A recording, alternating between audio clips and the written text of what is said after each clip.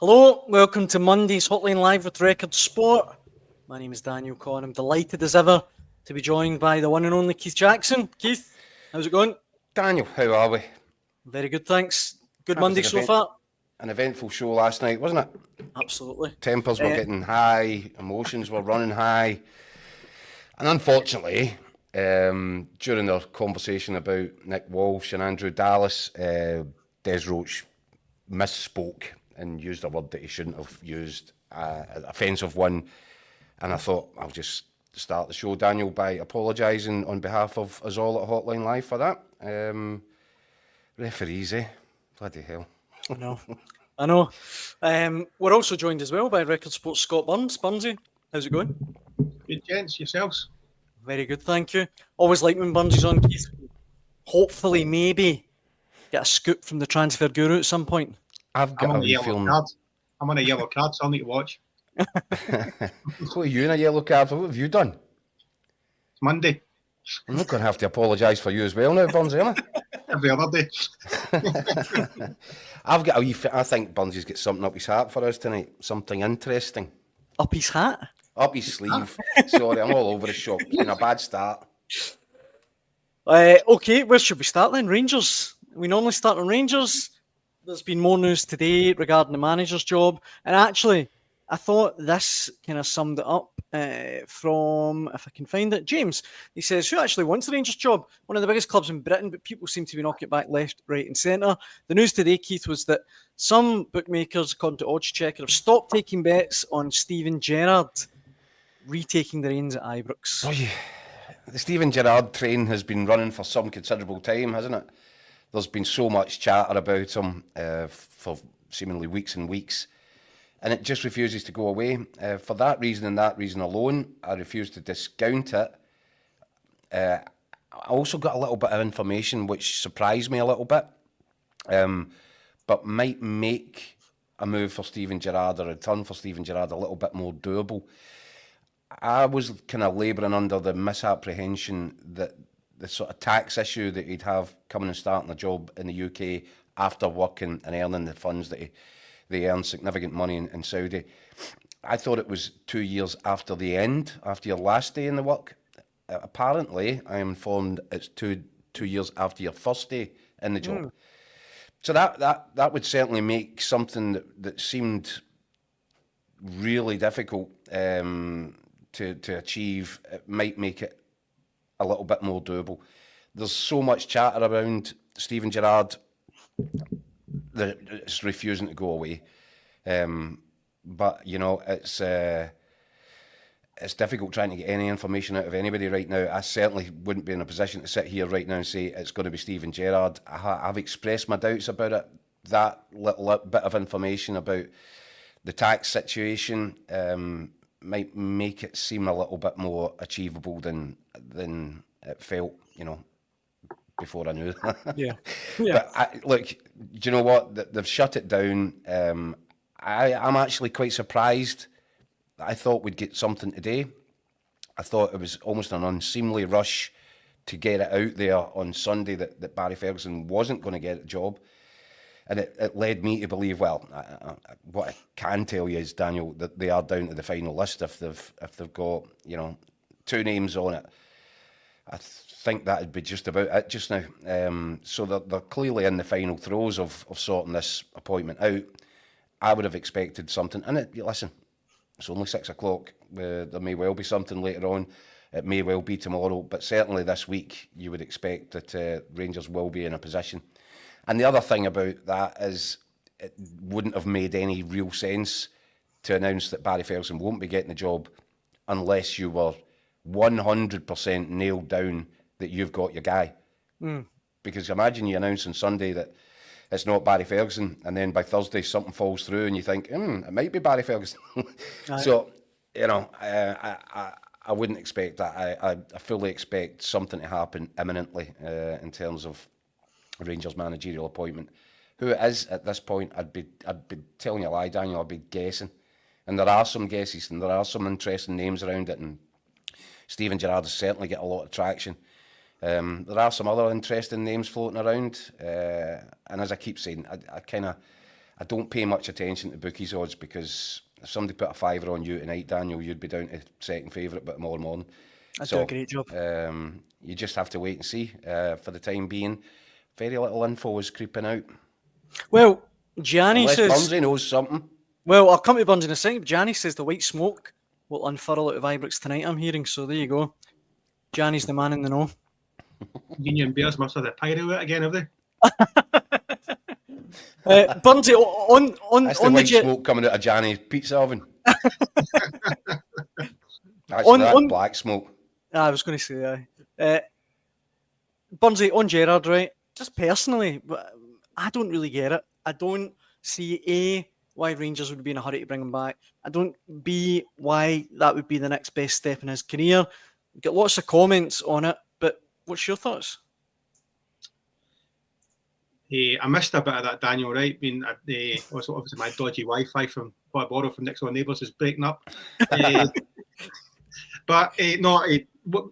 Along the lines of, was it along the lines of why would Steven Gerrard probably take this at this time? Why would Rangers want him back as well? I think that a lot of the Rangers fans would want him back because he's won a title. He's brought success to the club. He's shown over the course that he can topple Celtic.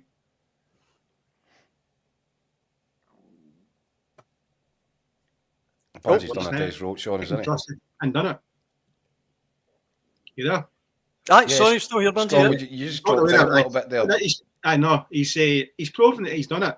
My information, this is going back on Friday, is that Steven Gerrard would be interested in the job, but everything would have to be right, and the quote was there could be a challenge around his coaching staff. That's what it was put to me on Friday with regards to Steven Gerrard, and obviously his coaching staff. Michael Beale was back there last time. Could he come back in as our first team coach, having been manager? I'm just asking the question. I'm not saying no, but that's what I was told. It was basically would be a challenge with regards to his backroom team. That's what I was told. It's a perfectly reasonable question. I'm sure he'd be welcome back, Keith. Open arms. I'm not so sure about that, Daniel. Sorry, I was being sarcastic. Just before I think that could cause some considerable consternation. I think the Rangers fans were very upset at new backroom team. The big Beale rebuild, which turned into a sort of unmitigated disaster. But also I think there was a lot of Rangers fans towards the end that were getting more and more annoyed by the fact that Michael Beale had perched himself on Giovanni Van Bronckhorst's shoulder when Van Bronckhorst was on the way out and Beale turns up at Ibrox. And there's just a lot of stuff around Michael Beale that I think would be a really hard sell to the Rangers supporters. And I can imagine that could cause an issue if Steven Gerrard wants his team, he wants to get the band back together. Then it's not a great look for a board to be saying to him, "Well, yeah, you can come, but we'll be selecting and vetting your backroom team." So yeah, I could understand that could be an issue. Totally. I'm not sure that Steven Gerrard would he want to die on that hill for Michael Beale. If he wants the Rangers job, you would think he'd take it. He didn't take Michael Beale with him to Saudi originally, no. And he worked without him at Aston Villa. But Daniel, I'm a little bit like you. I'm a bit underwhelmed with everything Steven Gerrard has done since leaving Rangers. I don't think this is a guy in an upward trajectory, albeit he might have found something of a spiritual home at Rangers. It might be a good fit for him. He might, feel as if he's got unfinished business of some sort. And for all those reasons, I'm sure you could make an argument for Steven Gerrard. But, when you look at how things have panned out for him since leaving Rangers first time round, does it make him a better manager than he was? I'm not sure it does. I think it makes him a little bit damaged. I agree. The other name, of course, that's going about today, Keith, is Francisco Farioli, who is the Ajax manager, but I believe he resigned earlier today. I think he left the club today. Ajax were 9 points ahead in the Eredivisie title race with 6 games to go, and his side contrived to lose it on the last day to PSV Eindhoven. But he's left Ajax today. He's another name that's been mentioned in regards to the Rangers job. He's an interesting guy. if by interesting you mean one of the kind of big coaching classroom clones that are making their way in the game these days. I don't think any sort of playing background. I think originally a sports scientist, but he did, I think his career trajectory. I think he went to the Aspire Academy in the Middle East, and I think it was when he was working there that he struck up a friendship with Roberto De Zerbi. And I think the pair of them then worked together. I think he'd graduated from sports science to goalie coaching by that point. He was a goalie, we should say. Aye. Right. And recently I think he went to Turkey to become an assistant manager, then branched out to go alone. And, Ajax will do their research. They must have appointed him for a reason. That's a sort of damaging end. It's a damaging way to leave that job, isn't it? You think you're a shoe in for a title and you chuck it away. And I wonder if you would look at that and say, well, I wonder if that's down to a complete and utter lack of experience. And you would think that would be a big credential. But there's another one that fits into this profile. A 35, 36-year-old guy with no great track record in terms of what he's done in the game, but a young thruster. And we've seen Rangers linked with the likes of Davide Ancelotti, the boy at Roll at Sheffield Wednesday, all similar ages, 35, 36, making their way in the game, young, dynamic. That's great. I think Rangers are crying out for a little bit of experience in terms of, it's going to be really difficult for a younger guy who has no kind of depth of knowledge of the environment, as we keep saying in Glasgow, Scottish football in general, the club itself, to be sort of, transported in from nowhere into the middle of it and to be expected just to get it and hit the ground running, I think it's a big, big ask. So I would have thought that one of the key components to any managerial CV that Rangers will be looking for is experience. Yeah. You'd have thought so, wouldn't you, Bunty? And they probably felt that Barry Ferguson lacked a bit of experience. So if he fell over in the process because they felt he lacked a bit of experience, it'll be a really curious one if they produce somebody that is even less experienced. I mean, would I know, right? But it seems to me they're screaming, crying out for a guy with experience, Bunty. A guy that, knows what he's doing, for want of a better phrase. Probably in an ideal world, that's what you're looking at. Somebody who's tried and trusted, and you can pretty much bank on to turn things around and try and bring success to Ibrox. But you can also throw it back that Steven Gerrard wasn't exactly experienced when he came into the Rangers job. Bunty.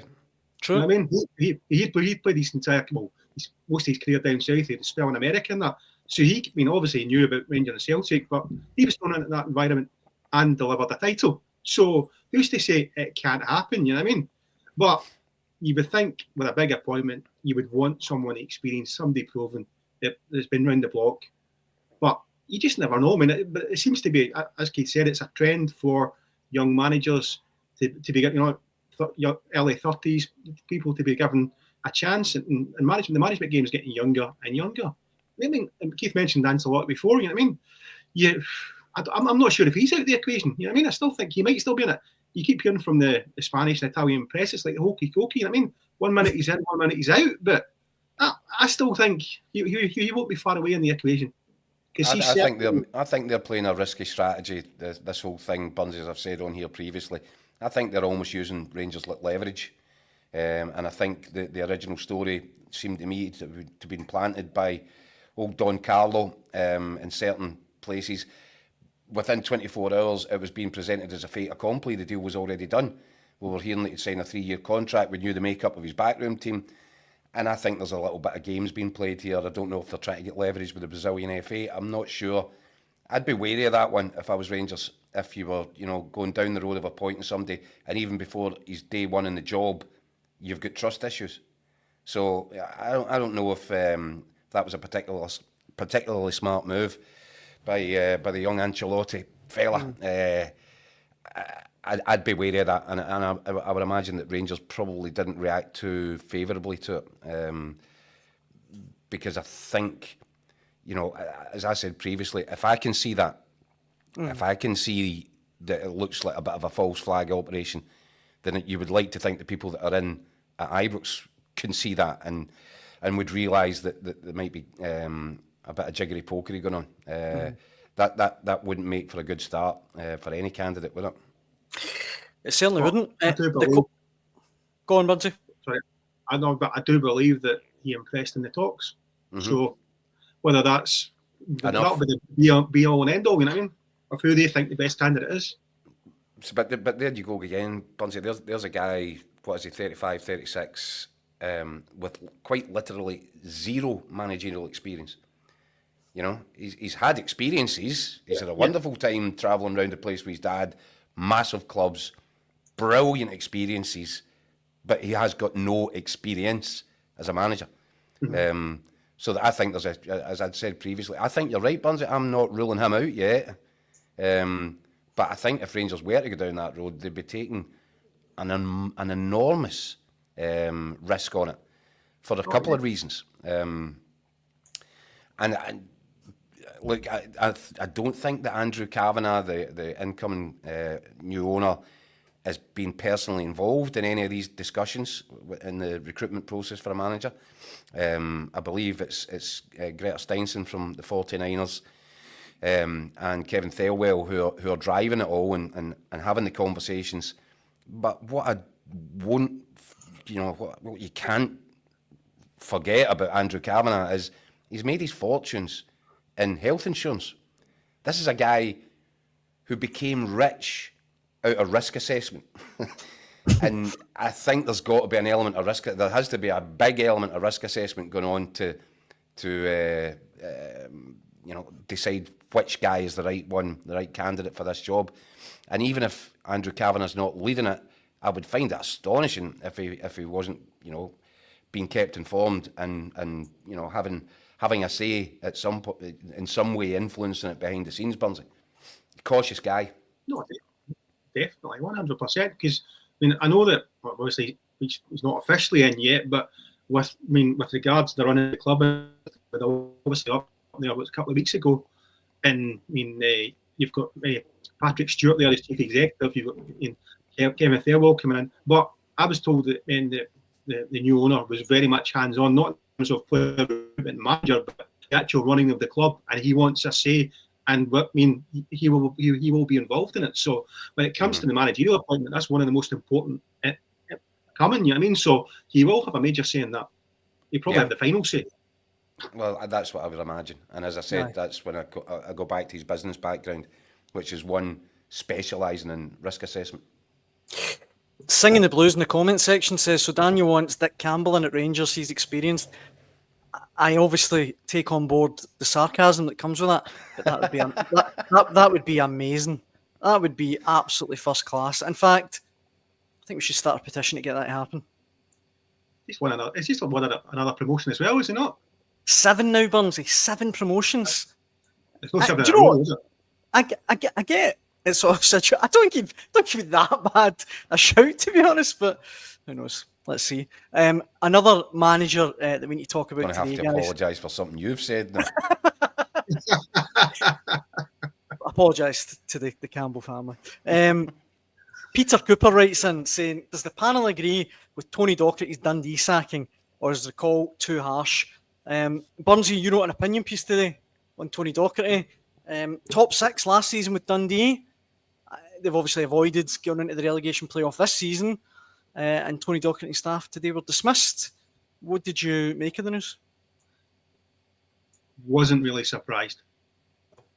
It's been spinning around for the last 2 to 3 weeks that it's not been well behind the scenes with John Nelms and probably Tony Dock. Not saying eye to eye on everything. So it has been doing the rounds for the last few weeks that not everything was great. You know what I mean? And obviously Dundee were in a precarious position until they beat St Johnstone there on Sunday. Look, I think Tony Dock, by and large, did a fabulous job in his first season. at Dens Park, making the top 6 as a newly promoted team. It was a brilliant achievement. But I think that Tony has become a victim of his own success. That making the top 6 last year it's probably the bar that he had to reach, or certainly equal or better this season. And he hasn't done it. In fairness to the Dundee board, I mean, they've given him funds to buy players. I mean, he purchased Simon Murray. He's brought in a lot of players on good wages. That was a brilliant signing. No, it's not a brilliant signing. He's brought a lot of players in on bigger wages. And most of the signings, what you would have to say is they were the guys with one eye in the future who he could develop and they could really make money on further down the line. But the problem was that he lost a lot of his experienced players through the season through injury, and he was playing like quite a young team, and they were making mistakes and they were being punished. So it was difficult on that one. It was a bit better when he got like say Joe Shaughnessy and Trevor Carson back in every week, but he was playing with a young team. At that point, they're in the bottom 6. You know what I mean? And they're struggling.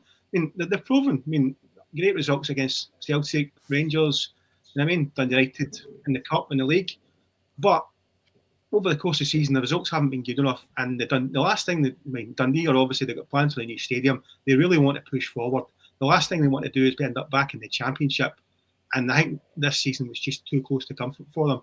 They want to push on and kick on up the league. The owners are as ambitious as anyone.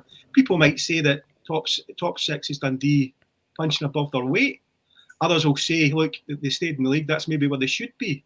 But they've got ambitions, they want as high as they can. And I just think that sloping towards the Championship is just not acceptable for them. And that's why they've made this decision now. But I do think by and large that Tony Docherty has done a good job. He's developed a lot of players. So Luke McCowan, Lyle Cameron's going to Rangers. So he's developed young players as well. You know, he's done well. He's been unlucky with the injuries, but like I think he'll get another gig. He certainly deserves another chance in the Premiership. But people outside will think it's harsh.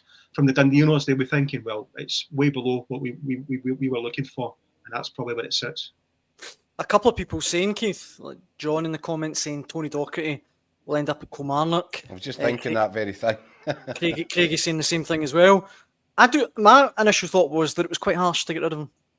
I think so. I'm quite surprised because I know that certainly Gordon Strachan was a big admirer of Tony Doc, so much so that he brought him into his set up with the Scottish national team at one point to have him around. Really highly thought of. I don't think this has been a disastrous season by any stretch of the imagination for Dundee. Yes, I accept it probably got a little bit too close for comfort right at the death, and that might have spooked some people. But I think, I'm surprised. But Scott's telling you there seems to be issues behind the scenes. If there's a clash of personalities there, then, if there's a clash of personality between the manager and the owner, there's only one winner. Aye. And if that has fed into it, then I guess it's inevitable. But I think the Kilmarnock thing is a really good shout, because it wouldn't surprise me in the slightest if Billy Bowie has, such as his relationship with Derek McInnes, that, if he's asked Derek for his advice, who he would look at for this position, and all of a sudden Tony Docherty becomes available. That certainly seems like an easy fix, unless Billy Bowie has something he said he wants to go a completely different way. If he wants, you would say he'd be the continuity candidate, wouldn't he? Tony Doc, he would just be, very much from the same cloth as Derek McInnes in terms of how he wants to manage and lead and get his team to play. So that might make a bit of sense, a lot of sense actually. Unless, of course, Billy Bowie feels he wants to go an entirely different way. Mark in the comment section says Neil Lennon would be good for Dundee. A couple of other names floating around Barnsley is Sean Maloney. I actually forgot Sean Maloney had that spell as Hibs manager. I completely forgot that. Lasted about 5 minutes, to be fair. He is one of the names doing the rounds. Can you enlighten us at all about who might be in the running? Well, Sean Maloney was offered a Dundee job previously by this regime, and obviously at that point he turned it down. So he's one that's been of interest in the past. Obviously since after he left Hibs. Since then he's had a spell in England with Wigan. So He's now out of a job, so the fact he was in the equation last time would suggest that he's got something that Dundee find attractive and appealing. Again, Gordon Strachan will be the key man in there, Bunsey, Yeah. because Yeah. he's Yeah, a from big Scotland. admirer of Sean Maloney. Yeah. But the other one that I think he's a big, we know he's a big admirer of, and I don't think will be far from the thinking, is the United manager Scott Brown. Obviously, Gordon He has bombshell. Yes. I don't think that Scott Brown will be far out of the equation in terms of this Dundee job. It's an interesting one. Very interesting. He's obviously done well. Well, he was unlucky in the playoffs with there this season. Previously being at Fleetwood. You know what I mean? Obviously, I think he's gone away after the playoff defeat and said he wants to think about things. But with the chance to go step up to the Premiership, I think it might be too big to turn down if that was the case. He was raging. He was raging, Keith, after that playoff defeat, wasn't he? I think after winning the first leg away, he didn't anticipate the showing in the return leg. I think he'll have been upset about the way it sort of petered out for Ayr United for so long over the course of the season. They looked as if they were Premiership bound, didn't they? Aye. You know, they were forging away, certainly involved in the top two all the way, and then they just started to fall off it a little bit. I think they stopped scoring goals towards the end of the season, which will have infuriated them and frustrated them. And I think, you know, he's got a very good relationship, Bruni, with the owners at Ayr United. So it would be a big one for him to walk away from that. But you do wonder how long he intends remaining in the second tier of Scottish football. One way or another, it was, you know, at the start earlier this season. Bear in mind he was in talks with St Johnstone, and didn't like what he heard in that conversation and went back to Ayr. But there's always been this feeling: does he stick around and get Ayr and bring them up, or does he sort of have to fast track himself at some point? The fact that Ayr haven't got up this year, is he prepared to go again another season and at that level, especially if there is the offer of a job in the top flight, as Burnsy said? It wouldn't surprise me at all for Scott Brown to be involved in that conversation. Luke Skywalker, right, in the comment section, and I don't think it's the real Luke Skywalker, but he says, forget Pep, forget Klopp, Dundee don't need a footballing philosopher. They need someone who understands wind, rain, pothole pitches, winning ugly on a Tuesday night in Dingwall, and there's one name that fits like a Greg's pasty in a pie tray: Big Duncan Ferguson. Former Dundee player, that would go down a treat. Also, in fairness, pothole pitches, have you seen the Dens Park pitch this season? It's one of the best in the top flight, in fairness. It's a bowling green. In fairness, after all the stick they took last season, they deserve a lot of credit for the way they've overhauled it. Oh, the SPFL deserve a lot of credit for forcing them to do it. That's just not always been a... I tell you what, see if we can get Dick Campbell and Big Duncan Ferguson in the Premiership before we sign off tonight, guys. That'd be really good. One guy who will be in the Premiership next season as well. It's all about managers tonight. But Derek McInnes officially unveiled as Hearts manager today. Scarf over his head and all that, Keith. Absolutely buzzing to be at Tynecastle, it seemed.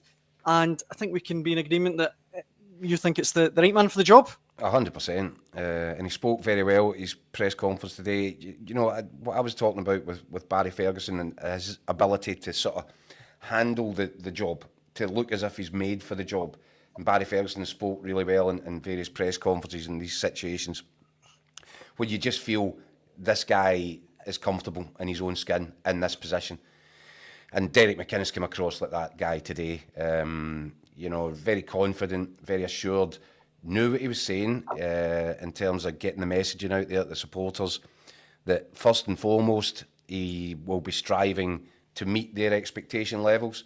And then he said, once we've done that for a while, we want to exceed them. He talked very well about opposing teams enjoying coming to Tynecastle, enjoying the environment, enjoying the day out. And he wants to change that. He wants teams to be coming there next season going, I can't believe we're there today. And for all, you know, look, talking a good game's one thing, but we've seen it with Derek McInnes over the years. He's got a long track record. And, you know, behind him in the rear view mirrors, achievements, how he's built squads and built teams over the course. And I think he feels genuinely excited about the prospect of working with Jamestown Analytics. And I'm sure he'll be really excited about the thought of getting 10 million quid from Tony Bloom as well to play with. So I said a couple of weeks ago, Daniel, or whenever it was, a week or so, this feels to me like a really exciting moment for Hearts. And I think they've got absolutely, finally, having ignored Jackotown Analytics, they've finally got the right man. They should have got him when they went for Critchley. They've got him now, and I just see good times ahead for Hearts. I think if Derek McInnes can get that team fully functioning and firing in front of home support, you know that the crowds are going to be there, make it a real intimidating venue, a really difficult place to go, get the buzz into the stadium and all that. I just think that Hearts will make big changes in terms of what they're looking to achieve next season under Derek McInnes, and I fully expect them to hit the first requirement, which will be a top 6 finish, absolute minimum. Mm-hmm. Well, I mean, Ian in the comment section, Burnsy says, third next season for McInnes and Hearts. The gap to the teams that finish above us is minimal. With investment coming in, no Euro games to worry about. It's easily achievable. Mark, who I think might be the that one... That will be his aim. 100% that's his aim. Third place next season. Mark, who thinks at the wind up a little bit, says, I think Hearts will finish runners up to Celtic next season, with Hibs close behind in third. I think we could all maybe agree that it maybe wasn't handled perfectly, but I'm in agreement with Keith Burnsy. I think it's such the right appointment, it's almost too obvious, if you know what I mean. In terms of the appointment, I think Kilmarnock have got a right to feel upset. But when you're losing one of your prize assets, like your top, a very good manager, I mean, is there ever a good time to lose them? You know what I mean? It might have been easier if Hearts had just waited until the end of the season. I think that's right, Burnsy. Just with Kilmarnock, with Kilmarnock, seen out that last game at Tynecastle, and then made their move. Then, I mean, I don't think that would have been such an issue. The fact is, they've done it 2 games before it. When they're both in the bottom 6, what does it matter? You know what I mean? Whether they make the appointment now or you know what I mean, or 2 weeks earlier, I don't really get that. So from that point of view, that baffled me, and I can understand from the Kilmarnock point of view why there's a bit of upset there. In terms of Hearts, I think it's a no-brainer, isn't it? I mean, Derek McInnes is tried and trusted. He's shown that at Aberdeen. You know what I mean? With a bigger budget, he had Aberdeen second in the league, third in the league when it was Rangers and Celtic. You know what I mean? Most of the time he was, and certainly I think all the time he was in the top 4 at Aberdeen, wasn't he? Yeah. He pretty much lifted a cup. So that's the sort of thing that the level he's got to get to with Hearts. You know what I mean? But I agree with what one of the earlier contributors had said. Hearts, it wouldn't take much to get a team up to third in Motorin. I mean, Aberdeen didn't have the European distraction, you know what I mean? And they finished, I know it's disappointing, in top 5, but they're up there. There was a big turnaround, you know what I mean? And should have won the title, Burnsy. A bit more consistency, you know what I mean? And they should have finished third, you know what I mean? So I think there's every chance that Hearts could, if they bring in the right players and invest in the right areas, that they can do well. But in saying that, Hibs will go in a position of strength. They've got a lot of players out of contract, and I'd expect them to do quite a bit in the transfer market. So you'll probably find playing catch up in the capital might be the first thing. But certainly in the long term, I think it's a good appointment for Hearts, and I think there's everything to get excited about in the coming years. I think that's something to get excited about in itself, Burnsy, the fact that there might be a real ding-dong between the pair of them. I mean, at the start of this season, they were having a real ding-dong at the wrong end of the table. But you like to think, the way Hibs have ended this season, they've been terrific. They've got a manager in charge who won't be going anywhere this summer. And you would feel that they'll be looking to build for next season. But I think this is really going to be an interesting one, the kind of rivalry between the two of them. Because we need I keep saying it, we need all our biggest clubs really punching their weight. And I think that Hibs and Hearts are now both in a position to do that and really trade blows with each other next season. A couple of other things, guy. Sorry, go on, Burnsy. And if Kilmarnock get Dick Campbell in, then they'll be up there as well. Listen, all bets are off for the title if that happens. Couple of other things we should touch on before we finish, guys. Keith, Rangers are furious. They've issued a statement today regarding one of their former players, John Bomber Brown, who was on Rangers TV duty at the weekend for the game against Hibs at Easter Road. He literally came out and said that it was after the non-goal was awarded, that, the Raskin thing we talked about yesterday. He literally said it was corruption from the SFA. He's since been warned that he could be hit, or Rangers could be hit with a charge, and Rangers are furious about it. Yeah. Listen, I speak as someone who was once pinned up against the front doors of Ibrox by John Bomber Brown. So I will keep my criticism. No, look, do you know what? Was he asking you for the deeds? No comment. No, it's a long story. Look, do you know what? I think it's a bit regrettable. I think he obviously get caught up in the heat of the moment. I'm not entirely sure about the circumstances around exactly what was said and then what happened. He's even suggested to me that Rangers TV then had to pull the plug on the broadcast and didn't broadcast the second half. I don't know. I've no idea. What I do, and where I think Rangers have probably got a point on this one, is that there have been very many curious things said by people in club TV, different clubs over the years. Did Irvin Welsh not say he was going to cut Alfredo Morelos up into pieces and feed him to seagulls or something like that? Nah, that was mad. Tom Boyd's had a few real tin helmet moments on Celtic's own club channel. You would need to look then at what the precedent was, what sort of punishments were meted out, if any, to some of the things that have been done or said on other club channels.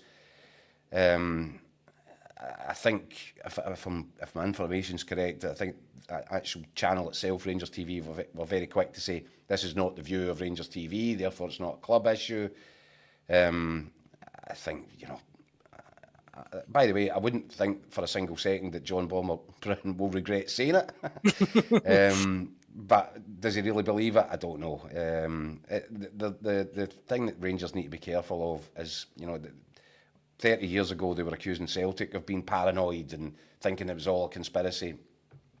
And I think that's just what happens when, you become the second club in a city that, and you struggle and you think everybody's out to get you. But the truth of the matter is that, the troubles that Rangers have had over the last wee while have been self-inflicted.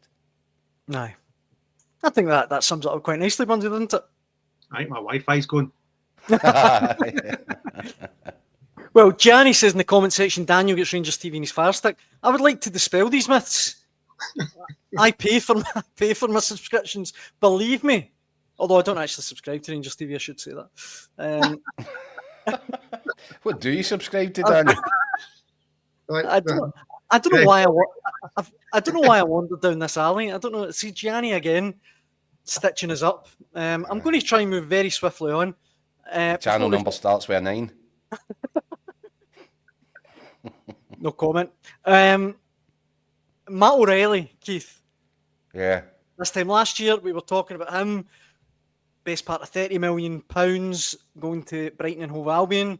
It's not really worked out for him. And news today from Transfer Guru, although not on your level, Burnsy, but Fabrizio Romano saying that he has information that he could be off this summer. Obviously, Celtic might have a sell-on clause. I think it's around 10%. But just generally, I'm kind of surprised that it's not worked out better for him. Well, I'd need to, Burnsy can maybe he can shed some light on it, but I would imagine the sell-on clause will be 10% of any profit, and I wouldn't expect Brighton to turn any money on that transfer. It feels more like one, if Matt O'Reilly is moving on, that they're cutting the losses on it. I don't think they'll recoup the money that they spent. And it's a shame, a really talented football player, injured in his first game. It's really, obviously, a hammer blow to him, and it stopped what seemed to be the natural progression for him. You hope with a guy as talented as him that it's only, a bump in the road this season. You would think if you were Brighton, you'd want to see the fully fit version of him next season, given that you've not been able to see that so far, and you did think that, the Jamestown Analytics again clearly identified him as a player of significant talent. You would like to think that Matt O'Reilly might get a chance to show next season, what Brighton missed this season. But obviously, if Brighton have made a decision and they think that it might be time for a partner of the ways, I think that's a bit unfortunate. But I would fully expect him to, whether it's Brighton or wherever else, once he's fully fit, pre-season under his belt, Matt O'Reilly's a right good player, and he's a Premier League class player. So I would expect to see him operating there. What do you think, Burnsy? Do you think he'll kind of knuckle down and make sure he succeeds at Brighton, or do you think he could be off this summer? I think whatever happens, there's going to be interest in Matt O'Reilly. You know what I mean? We've seen what he's done previously at Celtic. There was quite a lot of interest before he went to Brighton. I thought some of that interest has remained. I think the key for is that it comes down to Matt O'Reilly. Does he believe that he's going to get a chance to play at Brighton every week? If he does, I think he'll remain there. If he's got doubts and doesn't believe he'll become a first choice there, then I think he will be the one that makes the decision and says, look, I want a couple of losses, I want to go and play. I need to be playing regularly every week at the highest level I can to try and keep myself in that Danish squad. I think that's the bottom line. I think the boy is ambitious, you know what I mean? And he knows what he's doing. He's got a plan for himself. And I think he'll be looking for the best way for his career to progress, whether that's at Brighton or out with. But I said it all depends on him playing football. That's the bottom line, especially after this season. I think there'll be interest, Burnsy, because the sort of databases that the clubs are using these days, he was identified before he went to Celtic. His name was popping up in the computers at places like Liverpool. As a guy that has a real big future in front of him. The Liverpool don't automatically go down that road. Liverpool are one of these clubs that actually they identify people that they think have a real chance, but then they prefer to see them playing in the English Premier League, be that at a Southampton or a whatever. And then once they've watched that and seen how the guy adapts to Premier League football, then they don't mind paying a premium. And, where somebody's picking Matt O'Reilly or whoever up for £10 million, Liverpool don't mind paying the 50. But I'm just using Liverpool as an example, but I think they were one of several big Premiership clubs whose database were pointing them in the direction of Matt O'Reilly before Matt O'Reilly went to Celtic. So you would think that his name is on the file for a number of recruitment departments around the English Premier League. I'd like to see it work for him because when he was at the top of his game at Celtic, operating in the Champions League, he looked as if he was destined to play at a really high level. He's a brilliant player, no doubt about it. Look, before we move on for this, very quickly, a lot of comments saying back at Celtic next season. I can't see that. Can you guys? I don't think they can do a Kieran Tierney with this one. Nah, can't see it. Well, depends how much a sell-on they get from Frimpong. Well, there's a comment there. I think Celtic could be getting the best part of 10 million quid if they both go. In Scotland this summer. But no, I still don't see Matt O'Reilly coming back at that. I was jesting, but it looks like they could get a fair bit of money back from that Frimpong sell-on. Jeez, money goes to money. That's it. Before we wrap up, guys, Marzuno says Daniel almost exposed his Babe Station subscription. Stel88 says Babe Station Gold member. Oh, Dan, I hope your mum's not watching. That's exactly what I was going to say. Listen, Mum, if you're watching, it's all just a joke.